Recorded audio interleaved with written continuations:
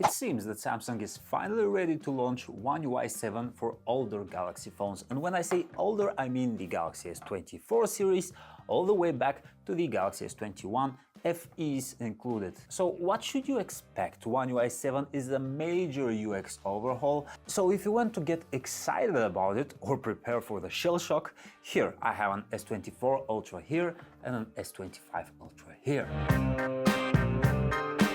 Let's take a look at the differences in software.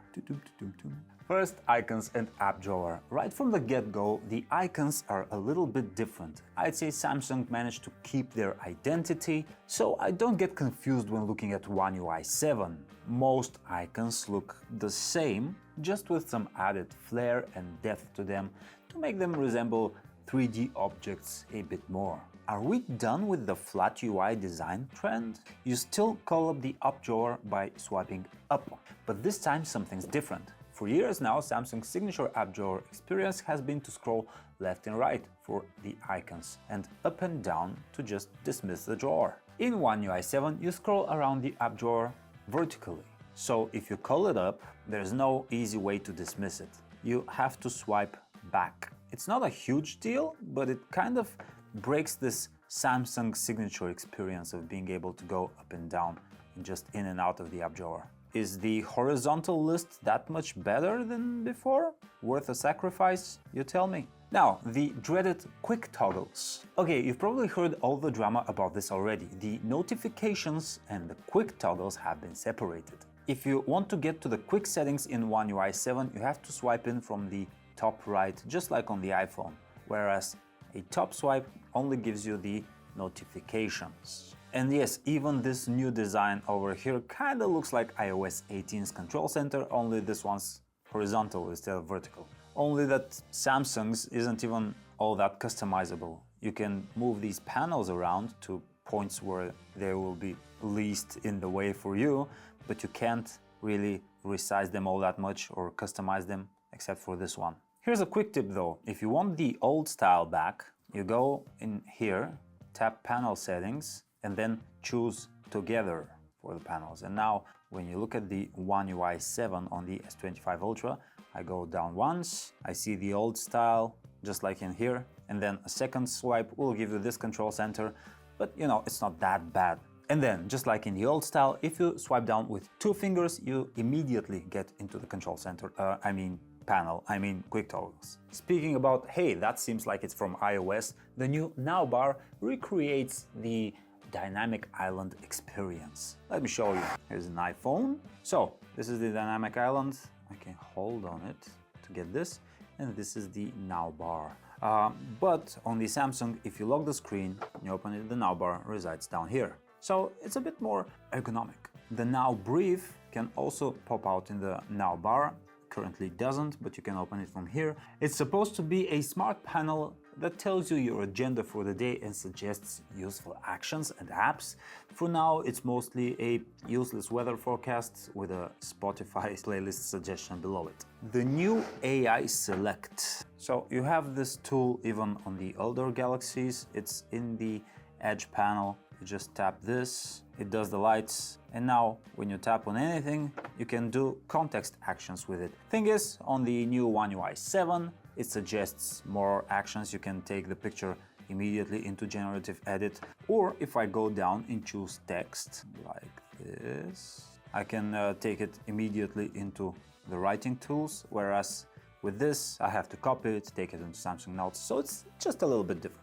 The camera app is also a bit new. Now you'll notice that all of the modes are way down there below the shutter instead of being here, so it looks a bit less busy, a bit less things popping into the viewfinder. Also, all of these settings up here that require me to do the finger gymnastics on the old interface are now down here in the four-dot menu. You can find everything you need at a tap. In general, a very good quality of life upgrade. There's less stuff in the way, even the zoom wheel takes up less space on the viewfinder. Now, it also looks a bit cleaner in Pro mode, but once you actually tap on a setting you want to edit, it looks just the same. Also, I noticed that in portrait on the Galaxy S25 I can use a zoom wheel whereas portrait mode on the S24 only lets you choose fixed zoom positions. Now, I think this is part of the new phones. It's not something that's going to come to the S24 and older models via this software update, unfortunately. Now, onto some widgets. You get a lot, and I mean a lot of these to play with. There are tons more options for different arrangements and styles. For example, all of these battery widgets here in different shapes and sizes. This is new. The new calendar options like these, in these. And I really like the new clock widgets over here. These are familiar, these are not. Now, there are also some interesting clues in the new One UI 7 interface. For example, you will notice that this Bixby Vision is gone from the widgets menu. With the Galaxy S25 series, Samsung seems to be snubbing its own smart assistant in favor for Google's Gemini. On the S25, the Gemini is the default assistant, but if you want Bixby back, you can go into Settings, Advanced Features, Side button, and then choose the long press action to activate Bixby. Welcome back, little buddy! Also, another interesting fact, if you go to edit the side panels, you will notice that there's no longer a button here to take you into the Samsung store to buy and download more.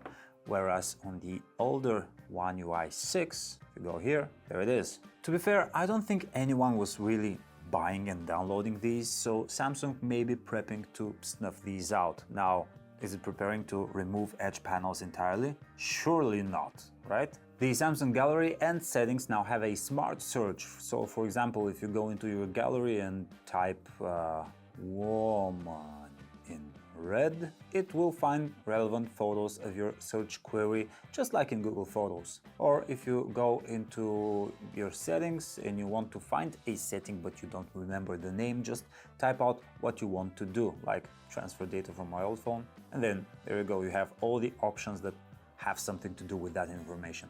Circle to search is now smarter and faster.